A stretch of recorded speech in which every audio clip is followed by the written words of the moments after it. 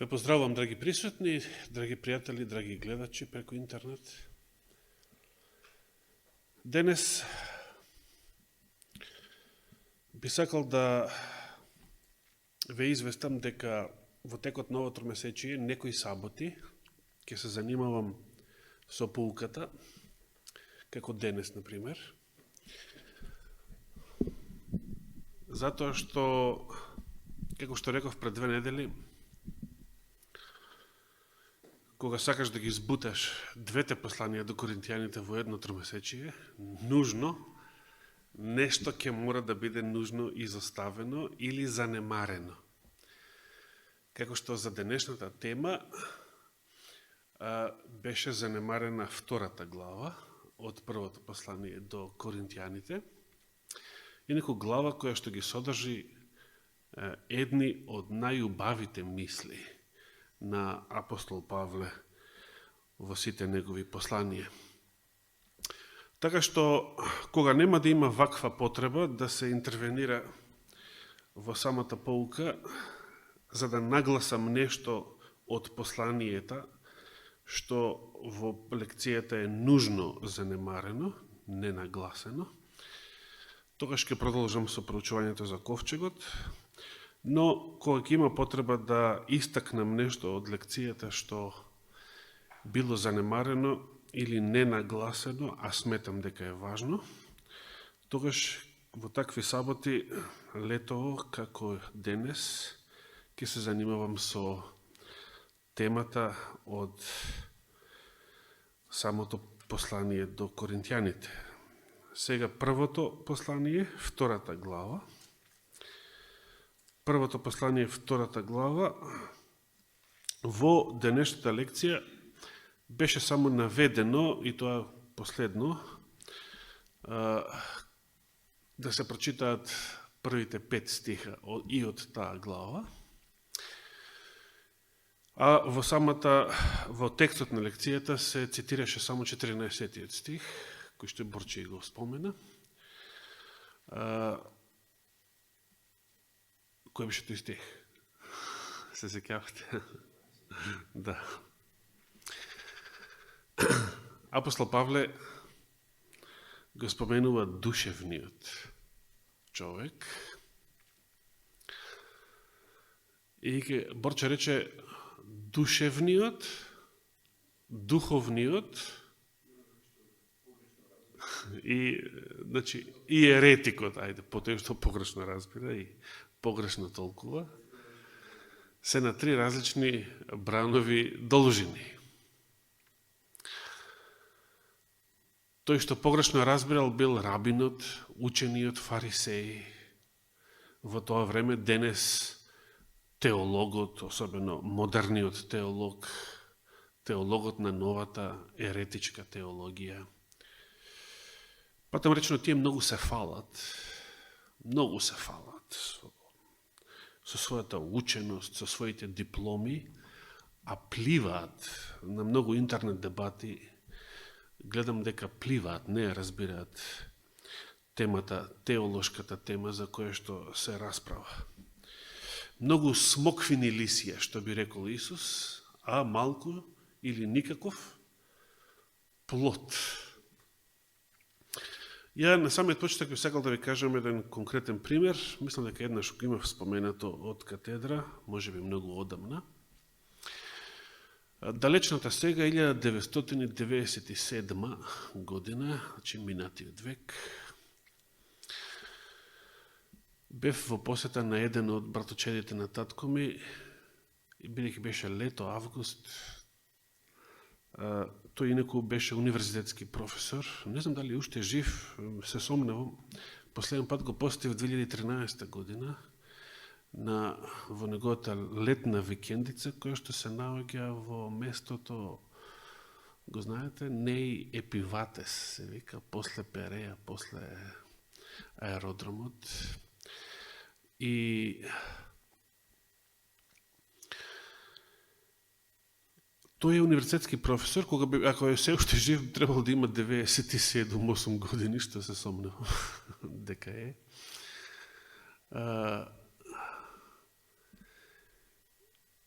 меѓу другото ми имаше дадено некој од неговите универзитетски учебници, на кои што тој е автор по електротехника. Некој од нив се уште ги чувам дома. Значи, сакам да кажам, многу учен човек.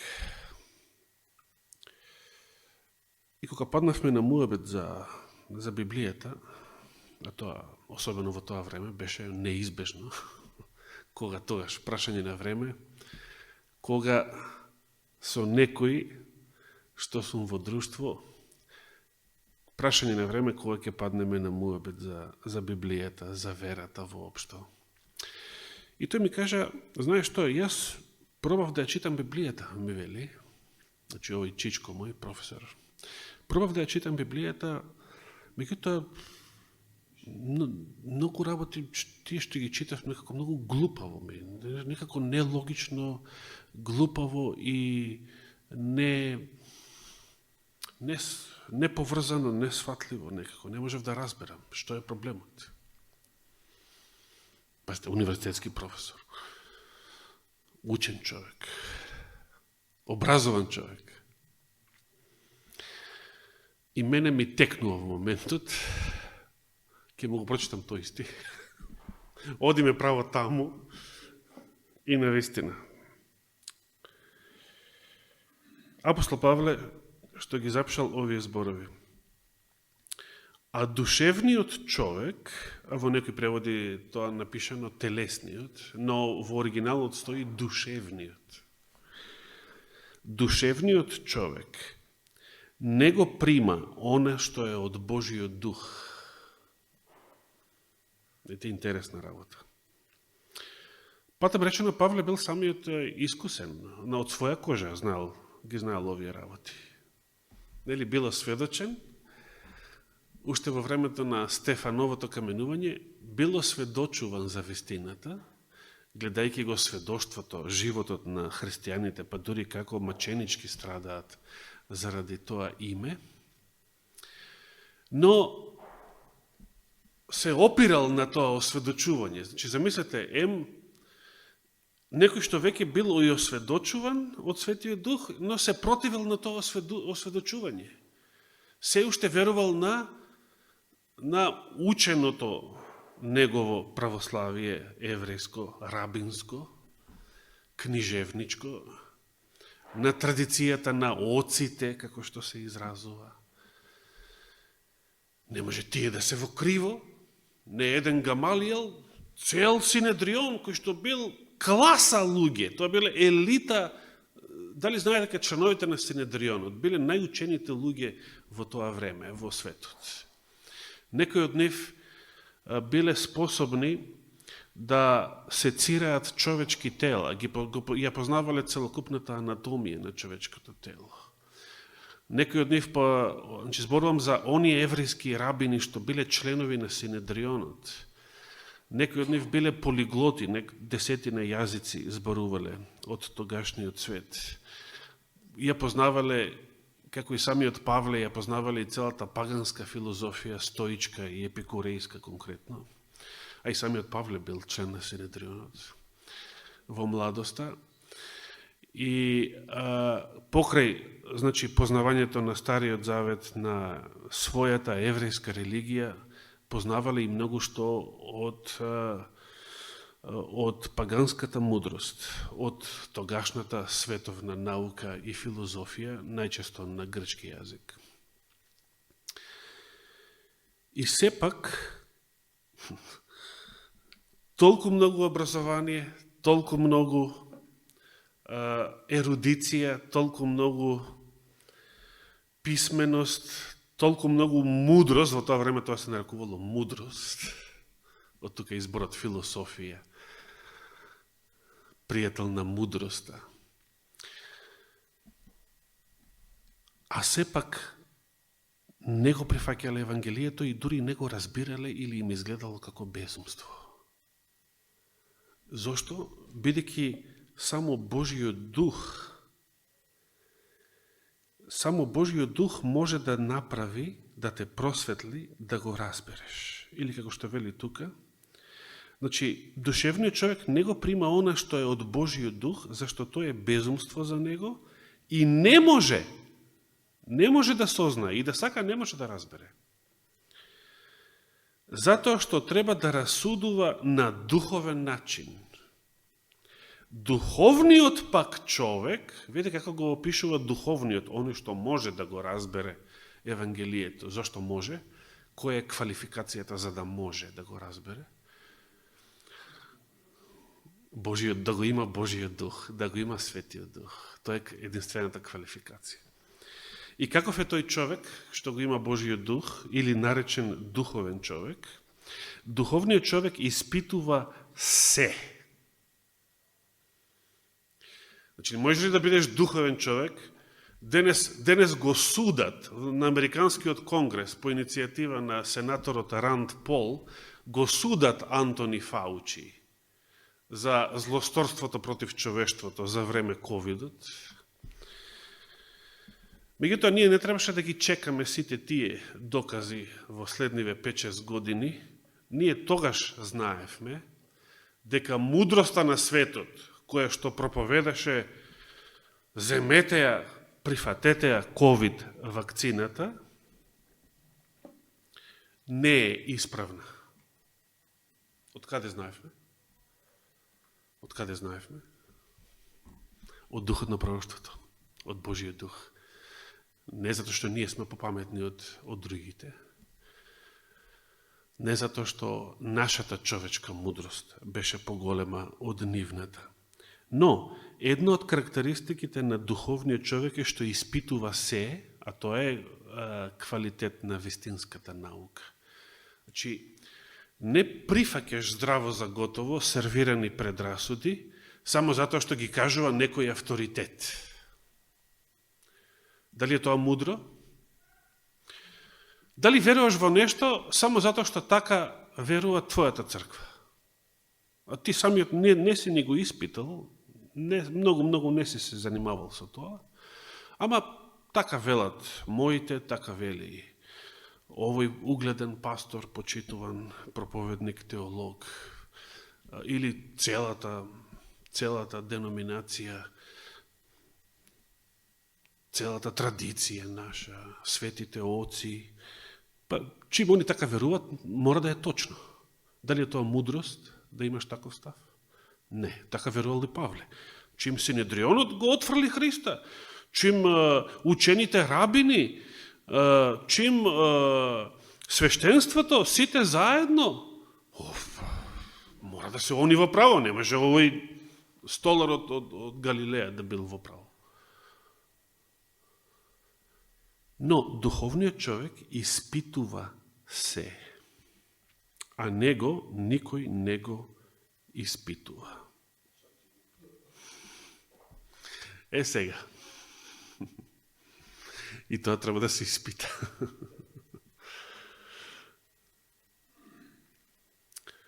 Како прочита, Ивана, како прочита стравот ја тера толпата? Како беше таа реченица? Многу интересна.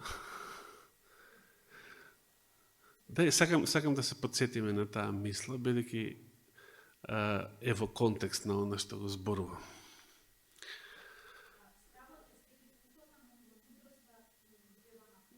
Добро, како стравот ја следи толпата, на мудроста гледа напред, што значи и пред толпата. А која беше претходната реченица пред стравот?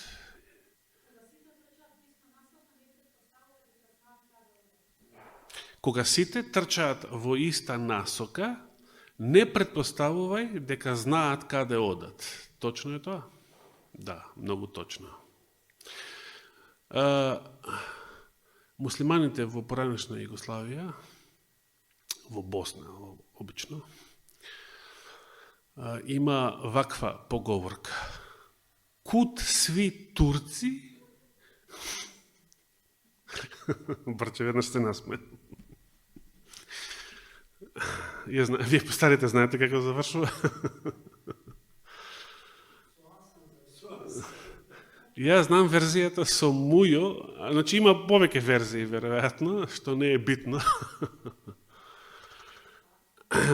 таму и малиот, каде што одат сите турци, таму и малиот Мујо, или таму и малиот Хасан, или кое сакате име ставете го. Може и Мустафа, може и Мухарем, како се викаше. Со други зборови, дали во Библијата бе подсетува некоја таква мисла во Библијата, библиски како ќе го кажете тоа? Што рече Исус, например? Кој пат да го изберете? Тесниот. А широк е патот кој оди во пропаст, да рече, и мнозина одат по него. Зошто мнозина одат по тој пат? Во случајов, толпата, а толпата беше наречена крдо за време COVID пандемијата. Стравот, толпата каде ја носеше стравот? Кон вакцината. Не баре вакцината е лекот. Сега зборува дека тоа воопшто не било вакцина. Но,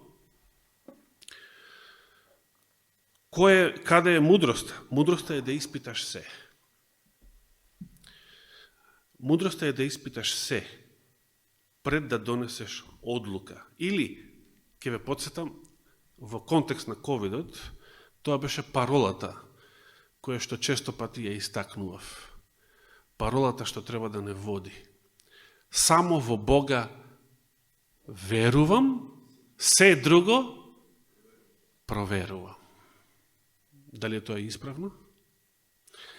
Само во Бога верувам, значи Библија и дух на пророштво, откриената Божја волја, откриената Божја вистина, тоа е аксиом. Само во Бога верувам, се друго испитувам, проверувам.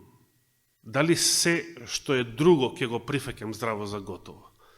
Затоа што тоа го кажува мојот омилен авторитет. Не.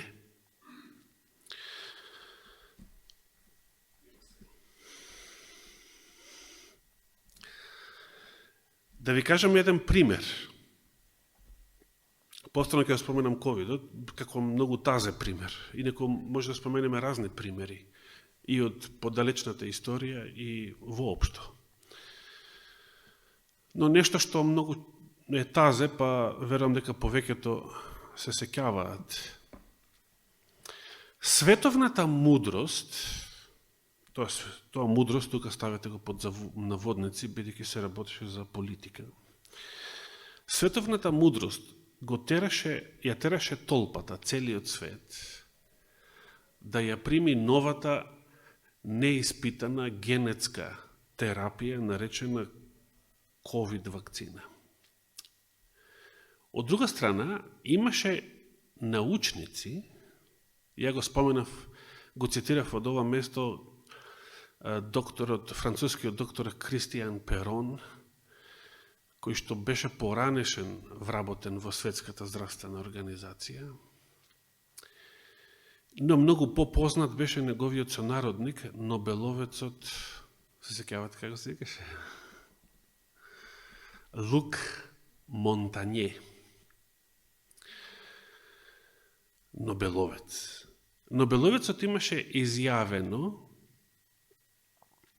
тогаш, пред да почнат првите вакцинирања за COVID, при крајот на 2020 година. И ги кажував тие работи од катедра и интернетот ги памти. Само повторувам како пример. Нобеловецот имаше изјавено вакво нешто. Мислам дека добро се сеќавам. Професоре, ако нешто кажам погрешно, предупреди ме. Нобеловецот, се сеќавам, имаше кажано вакво нешто. Среде епидемија, како што беше тогаш пандемијата, среде епидемија, против епидемијата не треба да се бориме со вакцина. Затоа што се што ќе направи вакцината, ќе предизвика мутации на вирусот. и епидемијата со тоа нема да се реши, туку ќе продолжува под разни други видови. Сега, затоа, значи, Нобеловецот Лук Монтање тврдеше дека вакцината е погрешен начин за справување со епидемијата. Тоа беше изјавено во декември 2020 година и јас истиот тој месец го цитирав тука од катедра, доказ е нашата интернет архива. Сега, додека преовлада световната мудрост, под наводници, односно политиката, која што ја гураше толпата под мотивација на страв да се вакцинира. Така. И често пати се слуша повици како треба да и веруваме на струката, како треба да и веруваме на медицината, како и бла бла бла бла бла бла бла. Всушност, позади зборовите струка и медицина се криеше политиката, политичкиот став, односно политичката директива, да се наметне оваа нова генетска терапија врз целиот свет. Што испадна наука? Она што го трубеше светот и сите подкупени влади, или оно што го тврдеше Нобеловецот? Што испадна наука? Што е наука во сето тоа? После една година, не цела година, се сеќавате, летото 21 година, самиот свет зборуваше за еден куп нови мутации на вирусот и на тие мутации им дава имиња според букви од грчката азбука. Се сеќавате? Кој испадна во право? Светот или Лук Монтање? Лук Монтање испадна, Нобеловецот испадна, па за џабе не беше Нобеловец, за џабе не беше стручњак. Дали ние, обичните лаици, имавме светлина да препознаеме кој е мудриот став? Тогаш однапред, не сега. Сега отпосле многу што се знае. Но, тогаш однапред, дали ние бевме принудени да се коцкаме, сега ќе го слушам Монтање или ќе ги слушам повеќето, мнозинството, широкиот пат. И доктори, и министри, и така натаму. Дали се коцкавме? Едни за, други против. Едни на оваа страна, една на друга, овие на друга страна. Не, ние не се коцкавме. Ние не му верувавме на Монтање, или на Перон, или на некои други дисидентски гласови. Ние верувавме на духот. Но, духовниот човек, така е опишан, тој испитува се. На друго место што вели апостол Павле? Пророштата не ги презирајте, духот не го гаснете и потоа што вели? Се испитувајте. Се испитувајте. Дали е тоа паметно?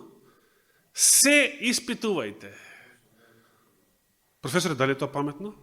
Се испитувајте. Значи, така и напредувала науката. Науката не напредувала со тоа што им веруваш на етаблираните авторитети, туку ако го предизвикуваш дори и тоа што е официјална наука, го предизвикуваш, како што денес се уште теоријата на еволуција е официјална наука, официјална догма на научниот естаблишмент, но науката секогаш напредувала кога официјалната догма ја предизвикуваш, кога ја испитуваш, кога ја испробуваш.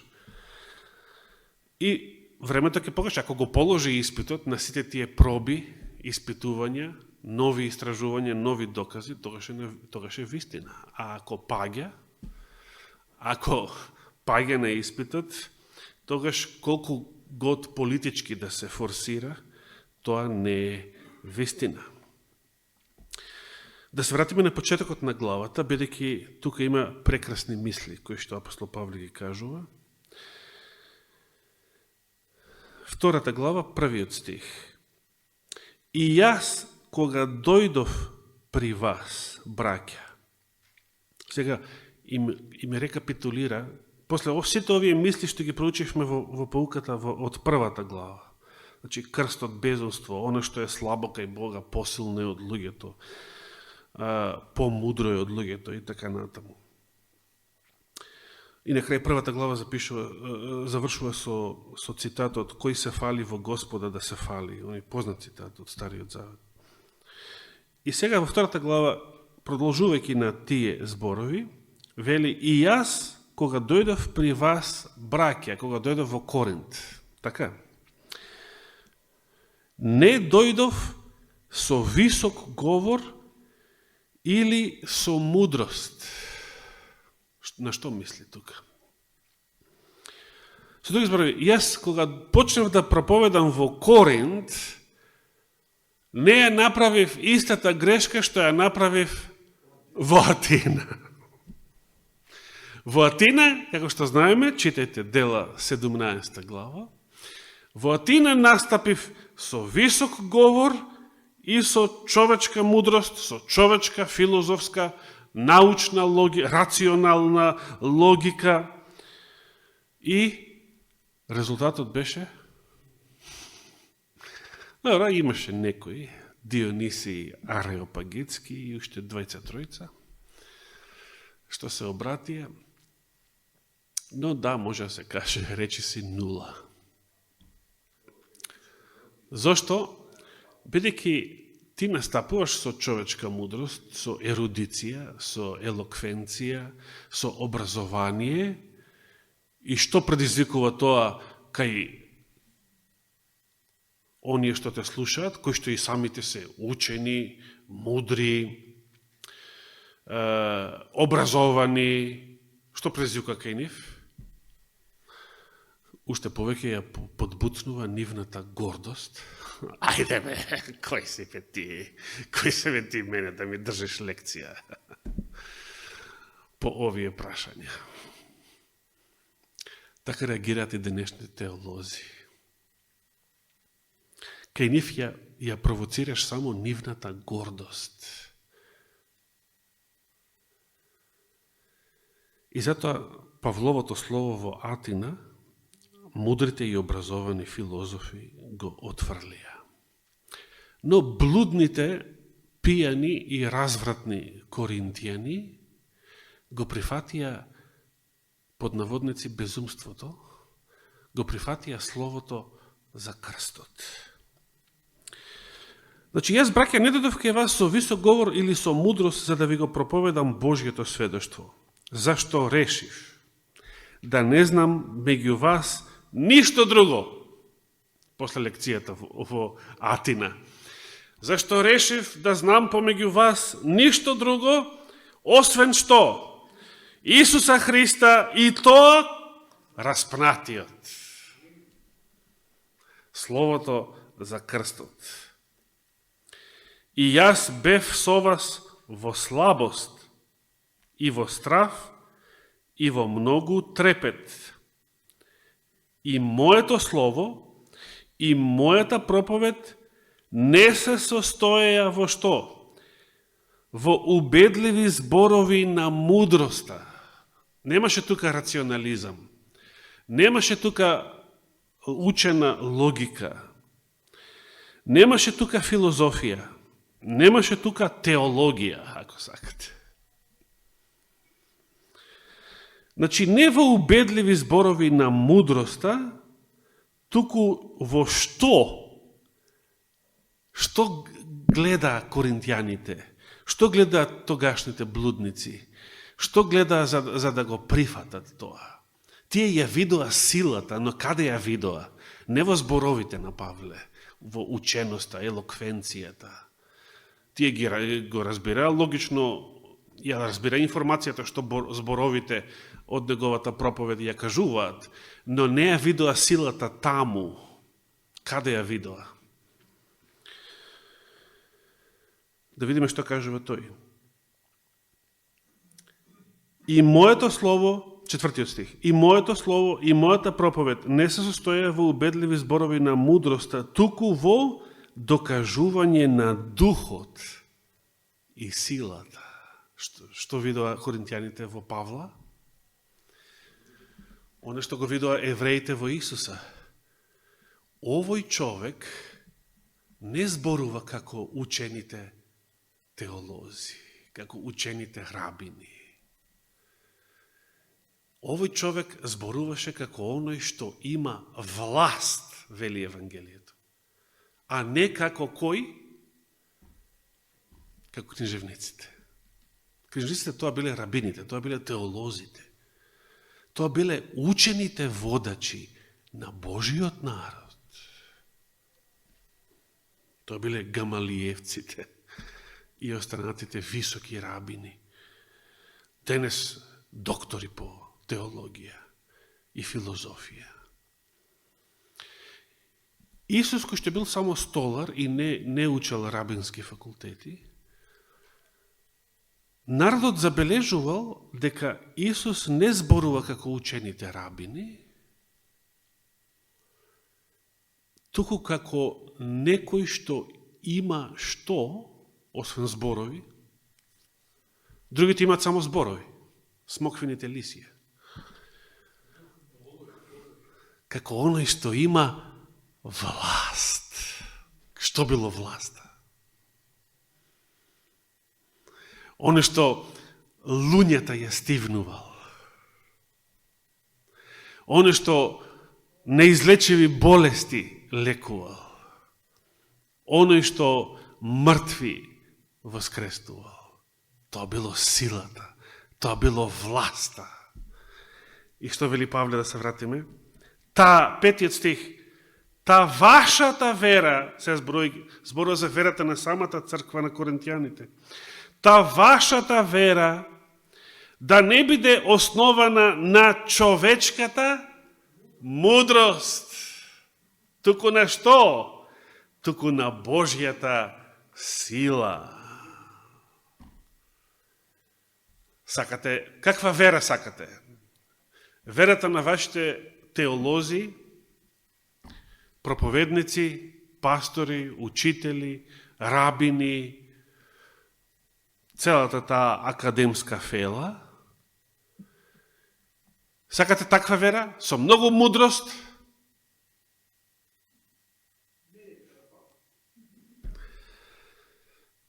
Но видите, во сето тоа има многу убави богослуженија,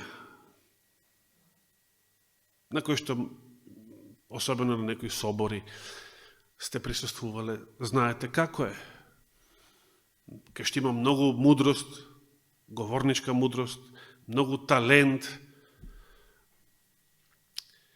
И сега кога се искомбинира, навистина имало многу убави, прекрасни, благословени богослуженија. Точно или неточно? Но, што сакате? Го сакате тоа или сакате вера и црква, каде што се манифестира силата на Светиот Дух, благодатта во сета нејзина полнина? Што сакате? Како продолжува понатаму? Значи, нашата вера да биде основана не на човечка мудрост, туку на Божјата сила. Па сепак, ја говориме мудроста меѓу совршените, сепак самото проповедање е неопходно за да се пренесе информацијата за Евангелието. Сепак, ја говориме мудроста меѓу совршените, но не мудроста на овој свет, ниту на владетелите на овој свет кои пропаѓаат. Тие се поминливи и пропаѓаат. Туку каква мудрост говориме кога апостолите проповедаат? Туку ја навестуваме Божјата премудрост. Значи, тоа што апостолите го проповедале, за учениот свет изгледало лудост, така, безумство. Зошто? Затоа што не било мудрост каква што светот ја познавал. Или денес би рекле разум. Не е рационално. Не е разум. Разумно не е. Ви го рекле тоа? Зоран, знам, тебе ти го рекле. Кога остана без работа заради сабота. Не е разумно. Ке го осекеш, често пати го осекеш. Не е според разумот. Атеистите од француската и болшевичката револуција навака не учеа за разумот. Како нешто што е божен против верата, разумот. Рационалното, рационализмот. Но, оно што апостолите го проповедале, навистина не било разум, но било нешто повеќе, било надразум. Било супер разум. Тоа била Божијата премудрост. Тоа навистина не е световната мудрост, човечката мудрост, туку нешто повеќе. Тоа било Божијата премудрост. Тоа било надразум. И понатаму, туку ја навестуваме Божјата премудрост во тајна сокриена, која Бог пред сите векови ја предопределил за наша слава, која, што тајна, не ја запознал ни еден од владетелите на светов. Замислите, ова е нешто што не го знаат световните власти. Ниту, бидејќи световните власти, барем денес, најчесто се неинтелигентни. Зошто? Затоа што оние служби кои што се тајните служби, тие што се нарекуваат интелигенција, intelligence service. Но ниту тие не ја знаат оваа тајна, тајната на Божјата премудрост. И сега, една од најубавите Павлови мисли во целиот Нов Завет. Зашто, ако ја беа познале, ако светските власти ја беа познале оваа тајна, што? Немаше да го распнат Господа на славата. Бидејќи Павле го употребува секаде кај што се вели Господ, се употребува зборот Кириос. Грците и ден ретко користат тој збор кога се обраќаат господине Николовски, Кирие и така натаму. Тоа значело господар. Значело газда, стопан, господар. Со други зборови, ова што Павле го кажува, значи, ако световните власти ја беа познале Божијата тајна, немаше да го распнат господарот на славата. Кој е господарот на славата? Исус Христос. Дори не сите апостоли, само тројца избрани ја видеа неговата слава на гората Тавор, во друштво со Илија и Мојсеја. Кога Христос се преобразил, но другите во него гледале не Господ, не господарот на славата, гледале столар од Назарет. Многу неугледно, многу никакво место. Никакво место. Од Назарет. Што од Назарет?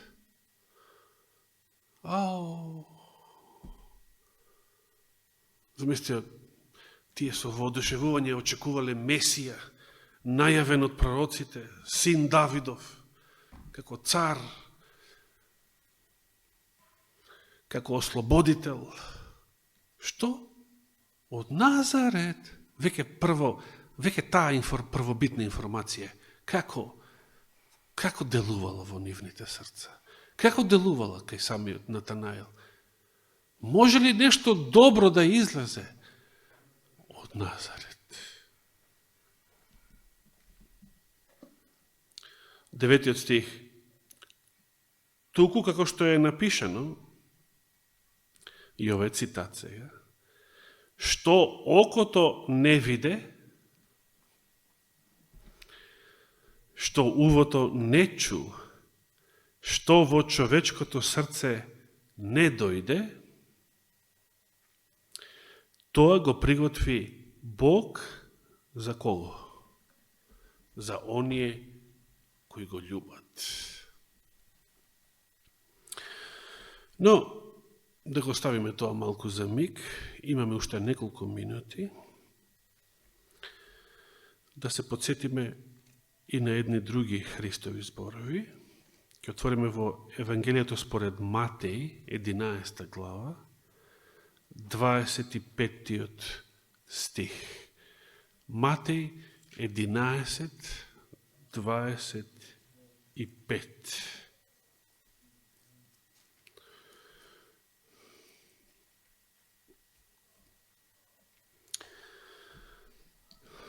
Читам од Константинов. Матеј 11, 25. Во тоа време Исус одговори и рече: Те фалам, Татко, Господи на небото и на земјата, зашто си го скрил тоа од мудрите и разумните, а си го открил на младенците, вели овој превод. Во други превод да стои изборот простите. Да, Татко, зашто така беше угодно пред Тебе. Сега, видите што вели понатаму. Се ми е предадено од мојот Татко и никој не го познава Синот, освен кој? Освен Таткото.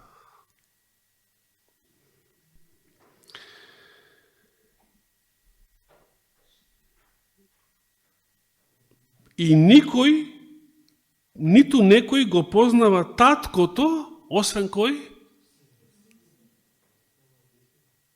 Значи, видите, целата теологија е фрлена во прав. Значи, да ги прашате најучените теолози, во превод тоа значи богослови, да ги прашате најучените богослови, тие што зборуваат, што словат за Бога, дали го познавате Бога? Го познавате Бога? Исус вели, никој не го познава Таткото, освен Синот. И понатаму што вели? И оној кому Синот сака да му открие. Много интересно. Ако се вратиме 1 Коринтијаните 2 глава, кај Павловите зборови, тука наоѓаме нешто друго интересно.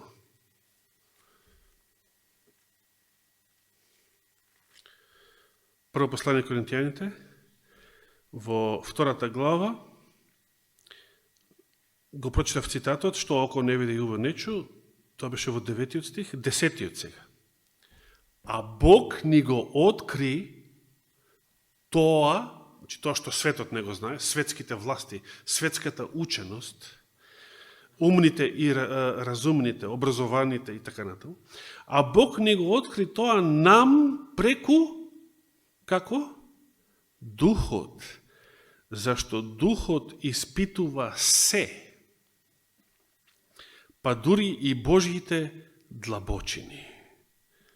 Зашто кој од луѓето знае што има во човекот, освен кој? Човечкиот дух. Како човекот ја научил својата собствена анатомија? Докторе, како ја научил? Дали мајмунот ја познава неговата собствена мајмунска анатомија?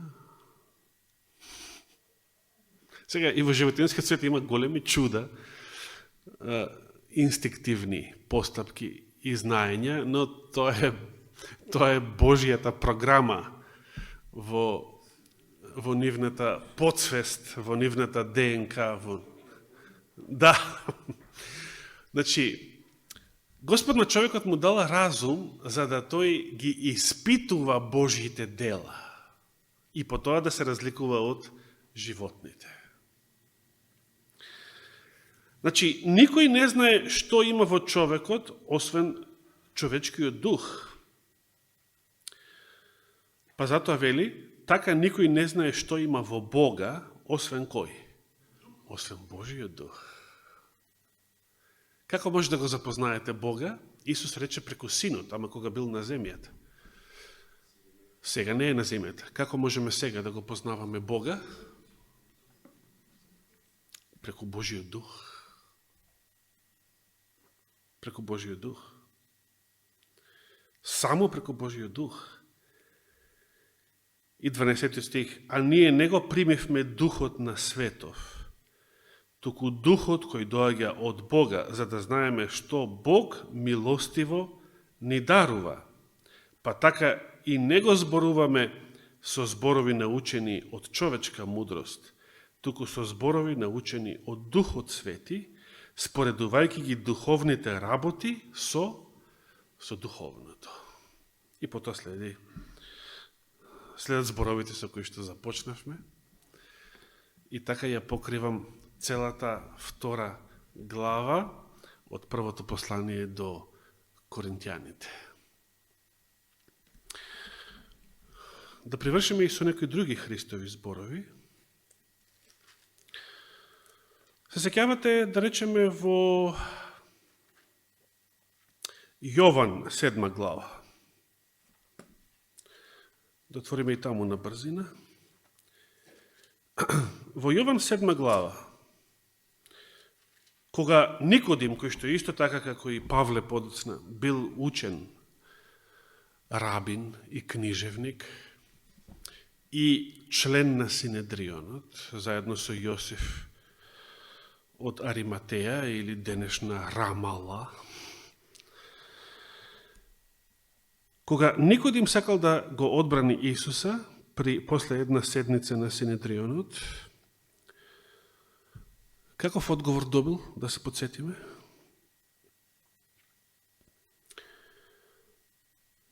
Никодим, 7 глава 50 стих, Јован, 7 глава 50 стих.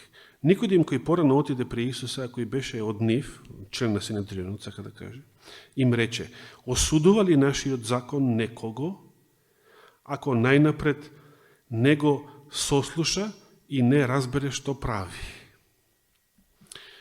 На ова многу логично, многу рационално прашање, каков одговор добил учениот Никодим од учените Христови непријатели?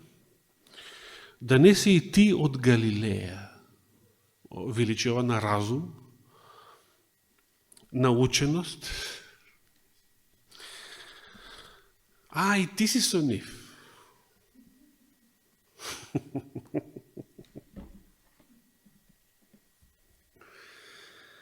Малку погоре. Кога се вратиле војниците што сакале да го уапсат, што требало да го уапсат Исуса, се вратиле со празни раце кај Синедрионот и рекоа, овие фарисеите ги прашуваат, зошто не го доведовте? Овие рекоа, никој никогаш не зборувал така, како што зборува овој човек. Замислете, полицијата, испратена да те уапси, се вратила со празни раце затоа што била воодушевена само од Христовата проповед. А фарисеите им одговорија, зар сте и вие заблудени?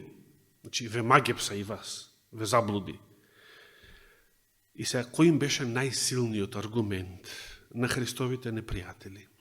Дали некој од првенците, од класата, од елитата, од теолозите, или од фарисеите поверувал во него? Туку овој проклет народ, туку овој прост народ, што не го познава законот. Дали самиот Христос, да се навратиме на мислата од поуката, дали самиот Христос е против ученоста, образованието, не бидејќи и ете и Никодим и рабинот Шаул, апостол Павле подоцна, биле учени, многу учени луѓе. Членови на Синедрионот, значи, биле во кремот, во елитата на еврејската ученост во тоа време. Но што е проблемот со мнозинството учени и мудри луѓе во овој свет? Нивната горделивост. Тоа е проблемот.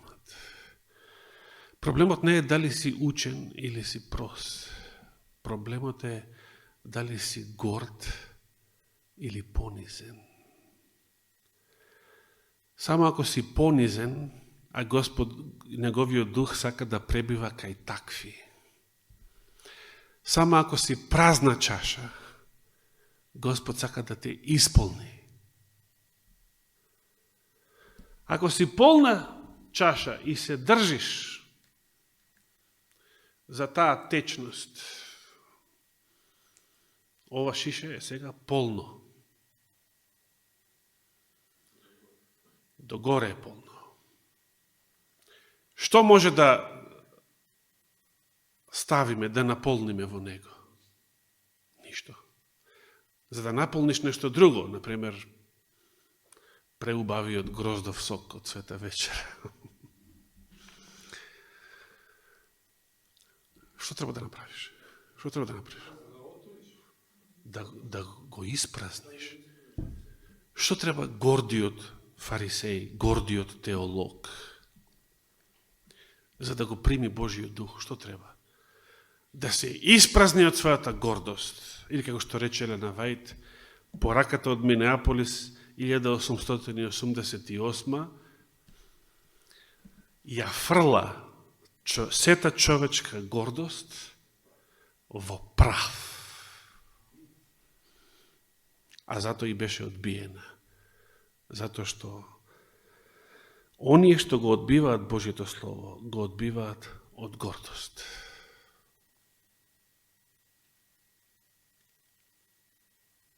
Некои дори кои што се доволно интелигентни знаат дека ако го прифатат, знаат што се ќе ги чини тесниот пат, од што све ќе треба да се откажат, какви маки ќе треба да поднесат, какви страдања ќе треба да претрпат заради Христа. И тоа го неќат. Сакаат удобен пат до Божиото царство. Богатиот младич кој го одбил Христовиот повик да биде еден од неговите апостоли. Замислите, Господ знае, Јуда ќе се обеси. И му понудил на богатиот младич да застане на Јудиното место, еден од 12 апостоли. Овој безимен младич, овој безимен млад евреин од благородно потекло, ја одбил оваа чест да стане Христов апостол. Зошто? Си отиде нажален затоа што беше многу богат и не сакаше да се откаже од својот имот. Не сакаше да се испразни. Браќа и сестри, дали постои нешто во нашиот живот од што треба да се испразниме, за да Господ не наполни со Неговиот дух, со Неговата сила, со Неговата благодат. Нека му е фала и слава вечно. Амин.